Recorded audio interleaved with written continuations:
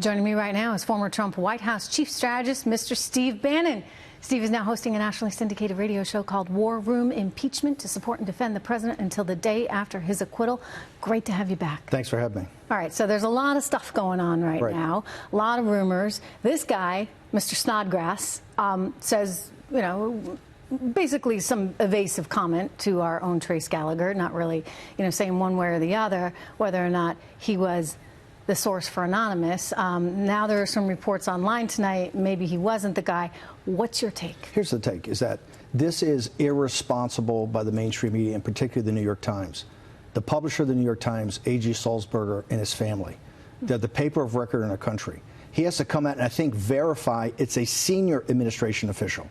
Snodgrass just wrote a controversial book. He was a speechwriter, a Navy captain who was a disgruntled speechwriter for Jim Mattis. And much of his book has tremendous errors in it, and I've read it. This book, and remember, this was published as a warning. This came out in an op-ed over a year ago.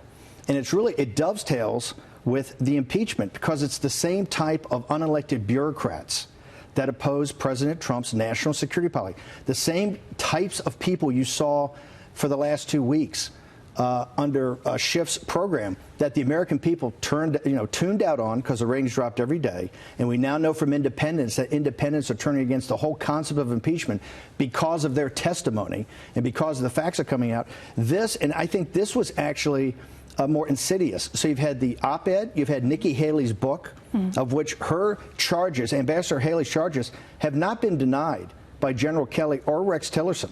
I don't think they've been denied at all. But they pulled her aside and said, hey, you know, we need you to work with us. They basically, many of the things are in this anonymous book. I think what's incumbent is for Sulzberger in the New York Times to reaffirm it's a senior administration official. That means a cabinet secretary, an undersecretary, an agency head, or one of the 12 assistants to the president. Anybody else is not senior. And that means they purposely misled the American people about Donald Trump and his fitness for office. President Trump has done a tremendous job as commander-in-chief. And you're seeing right now in this whole impeachment, as people have to weigh and measure his America First national security policy versus the permanent political class's complete quagmire of everything they touch, people are coming to the conclusion, I voted for Trump, I like his national security policy, and I want to reinforce this. This anonymous situation is insidious, and if it's not Snodgrass, to me, he ought to come out like a naval officer and said, "It's not me. I didn't do it. I don't know who did it." He saw on Fox today. It was outrageous. Look, this has only happened one time before in our country during the Civil War, before Antietam, when the senior commander of the Union Army questioned Lincoln and his fitness for office, that they could do a better job and maybe negotiate a deal with the Confederacy. That is how serious this is. To have senior people in this book, and people, I think, should actually read what's in this book because it's quite serious of what he purports to go on. Now, I can tell you, having been in certain situations, he outlines, particularly about things about, he said, President Trump said, fire all the judges. That is an outright lie. I was there on the whole time with the travel ban. President Trump said, I don't want to pull the first one because I know I'm going to win in court, and President Trump eventually won at the Supreme Court. So this book is riddled with lies, but the New York Times, the paper of record in our country, is the one that made this an important event. I think the family, the Sulzberger family, owes it to the American people, they owe it to the country, and they owe it to President Trump to come clean with this. Will they? We'll have to see. If they really want to be a paper of record, if they really want to be an independent voice out there, I think they have to. And if they don't, I think it tells you a lot about the New York Times. Tell me about the deep state as you saw it when you were there. I mean, look, American voters, they put their, and I'll use a business analogy, they put their CEO into the seat, right? So they've got their guy who's in charge. He's supposed to be running foreign policy. And yet you have a lot of people that are entrenched within the system, had certainly been there probably 8 years in some cases with Obama, thinking a little differently. This is the genius of what President Trump's done in this entire impeachment thing. Remember, the reason the numbers kind of went against him is that they didn't have a unified defense. Whether the RNC, the campaign, the White House, and outside groups all have come together under President Trump's leadership. And what he said is that, hang on, what I said was actually perfect. He said, I want to fight this on the facts. The facts are it's going to turn out about my national security and foreign policy, and I'm correct here. This is what the American people elected me to do. So I think by standing on substance, he unified the Republican Party. And what happened, the overplaying of the hand of Pelosi and Schiff particularly, was these public hearings, they thought it was going to be like Watergate and Clinton, where the public hearings, the public would get involved and the numbers would go against the president, the exact opposite happened. People started tuning out. The numbers dropped by ratings. And what people did, the independents, 3-1, people say that they think this is a scandal for Washington and the media. By 2-1, they say they're tired of these investigations. And most importantly, Politico did this poll that said of 11 basic issues, the impeachment is dead last with independents. So the numbers are going against them. And that's because President Trump said, I'm going to fight this on the facts. And I got to tell you, he's saying, I want a trial. If you're going to go ahead, I dare you to impeach me. If you do it, I want to go to trial. In the trial, all this hearsay is not going to be evidence.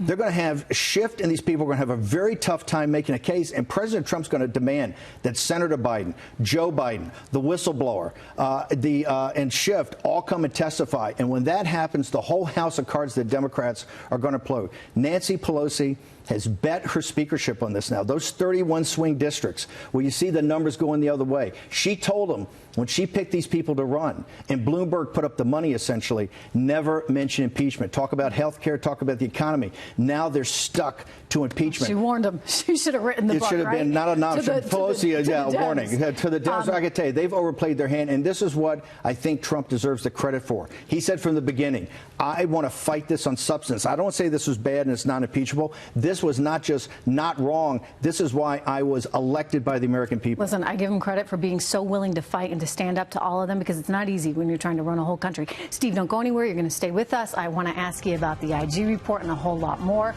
Coming up, more with Steve Bannon. Welcome back with the president's former chief of staff, chief strategist, forgive me, Mr. Steve Bannon. Steve, 63 million Americans, they're part of a cult? This is such an insult. Look, people love President Trump because of why he's fighting for these policies. It's build a wall. It's redo our immigration system. It's deconstruct the administrative state. It's cut taxes. The economy's on fire. Market's doing pretty good. Market's up. Market's up at an all-time high. Emerson had a poll, I think, today. African Americans approval is 34%. Hispanic approval at 36%. President Trump. The reason people are too busy to focus on the impeachment, have very little time, is they're at work. Trump has put the country at work. What they support is prosperity. What they support is peace. His America First national security policy is to get us out of all these endless foreign wars that the geniuses in the foreign policy establishment, North Korea, Venezuela, Ukraine, all those were dumped on Trump. Trump didn't create those. He wasn't in politics at the time. And the audacity of people like Dan Rather and the permanent political class and their propaganda arm, which is the mainstream media, to sit there and demean hardworking Americans, say you're in a cult. These are free men and women that say, these policies I like, and I support this guy because he's a fighter. He's fought for us day one, and he's not going to back off. You can come at him with these books. You can come at him with the editorial page of the New York Times. You can come at him with impeachment investigations. He doesn't care. He's still hammering every day for these people, and that's why they support him, and that's why they love him. I'm impressed by, and I would just say it's important that everybody remember, do not underestimate the power of the American people, the intelligence of the American people to cut through all that noise. Just like, investors on Wall Street that are trying to figure out which end is up, right? And the market's now at an all-time high. Americans are saying, I'm over this, right? I mean, you look at all the poll numbers that suggest people are just a little disgusted, if you would, with Washington insiders trying to push this impeachment. The reason they're getting angry, and I think this is so important, this break over Thanksgiving and around the Thanksgiving table. I know you don't want to politicize it too much, but when it is going to come up for the whole holiday weekend. What people, I think, are going to start getting angry about is the opportunity cost. You're not doing USMCA. You're not doing drug pricing. You're not doing opioids. You're not doing infrastructure. Congress is sent there. Nancy Pelosi told the 31 in those districts, never mention impeachment when you're running. Talk about health care. Talk about jobs. And now they're stuck to impeachment. The American people are starting to understand they're so obsessed with overturning the 2016 election, what I call the nullification project, whether they do it this way or whether they do it through the impeachment. They've got to defeat Trump. They can't do it at the ballot box. They have to do it with extra democratic means. And so the American people, I think you're starting to see the polls come now that they're losing interest. I think you're going to start to see actual anger. But this is the independents. And what Dan rather ought to question are, why are the independents shifting so much? They're part of the cult now. They're part of the cult. I mean, this is what it's so insulting, not to President Trump because he blows it off, dismisses it. It's insulting to hardworking men and women that are the backbone of the Trump movement. Remember, the Trump movement is a working class and middle class movement who didn't feel they had a voice of the permanent political class and how they were running Washington. Look, this is a tale of two cities. The city of Washington, D.C. and the swamp, and the city on the Hill. The city on the Hill has always made the right decision. The Revolution, the Civil War, World War II. That's what you have today that are backing President Trump. These are people that understand the greatness of this country. They back President Trump because they were sick of the managed decline of the elites in this nation. And Dan Rather's going to sit there and call them a cult? No. What they want to do is return America to its former greatness, and they see Donald Trump as the instrument to do that, and he's delivering for him, and that's why they back him up. What do you think is going to come in the Horowitz report? I think, listen, here's the Horowitz report. Here's how they play the game. When they're nervous about something, what they want to do is leak it out early, so when it actually comes out, they say, hey, already been there, we've seen this, been there, done that. But by the way, what we've already seen does not bode well for them. They may try and pass it off as some low-level staffer, but somebody had to approve that, and you got some lawyer out there tinkering with documents to try and get a FISA warrant. These FISA courts are some of the most controversial courts. It was set up really because of the 9/11. These secret courts, they're actually going to get warrants on Americans they don't know about. This shows institutional rot at the FBI and maybe at the CIA. I have said for 2 years now, I think you need another church commission made up of senators and members in the House that step back and look at this thoroughly. Remember, the IG report, they say, is no political influence. The IG report's just the opening salvo. This, to me, should go to the Senate. It should go to the courts. I think the Durham report is going to show this is not about a low-level FBI person. This is how, in these sacrosanct secret federal courts, this was allowed to happen, and how the institution of the FBI allowed this to happen, and how other institutions like the CIA and other aspects of the security apparatus may be involved. It's all got to be vetted. And this is why Trump keeps saying, let's get back to the substance, let's get back to details. So if all the substance comes out, all the details come out, President Trump's going to turn out fine. But I got to tell you, people that are associated with this are not going to turn out fine. Let me turn to 2020. Let me turn to the Democrats. Bloomberg's now in on the mix. By the way, just to remind the viewers, this is the guy that broke the news here first. Watch. Joe Biden's gone. They will throw Biden away, right? They'll throw Biden away to get to Trump and hope Elizabeth Warren, or I even think Hillary Clinton or Bloomberg or some centrist comes in here. All these other people that could have been the centrist candidate, for whatever reason, haven't materialized. And that leaves a huge opportunity for two people, I believe, Michael Bloomberg and Hillary Clinton.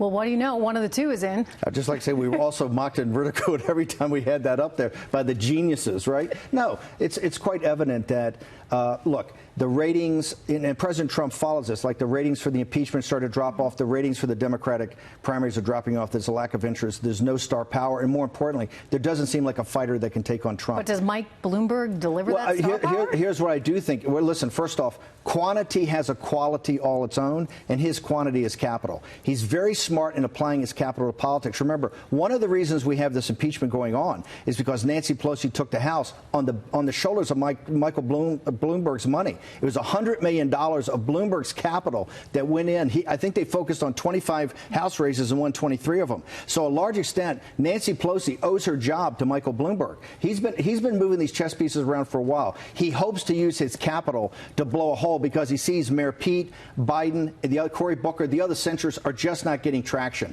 And I believe he thinks the Wall Street faction of the Democratic Party is not going to have a coronation for Elizabeth Warren. So he's going to come in. I think he's going to totally disrupt the race. And I believe Hillary Clinton is going to look and say, I'm going to step in to save the Democratic Party. And so don't count. I want to be 2 for 2 on this.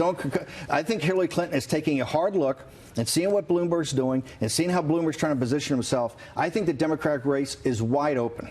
Who would be harder for the president to beat? Nobody. The only person who can beat Donald Trump is Donald Trump. Nobody. Michael Bloomberg's not going to beat him. There's nobody out there that can beat him. And I think, look, if you see where the economy's going, if you see how he's sorting out the national security situation, if you see how people are now focused on prosperity and they get around the Thanksgiving table at the end of the year, University of Michigan's consumer report came out. I think it's the 30th month in a row. It's been over 95. We haven't had optimism like this from the consumer since the 1990s in the internet, when the internet stocks were on fire. Yeah, no, I believe it. We haven't had that optimism. And you can go back to the 80s, right, with Ronald Reagan for that kind of optimism in the future.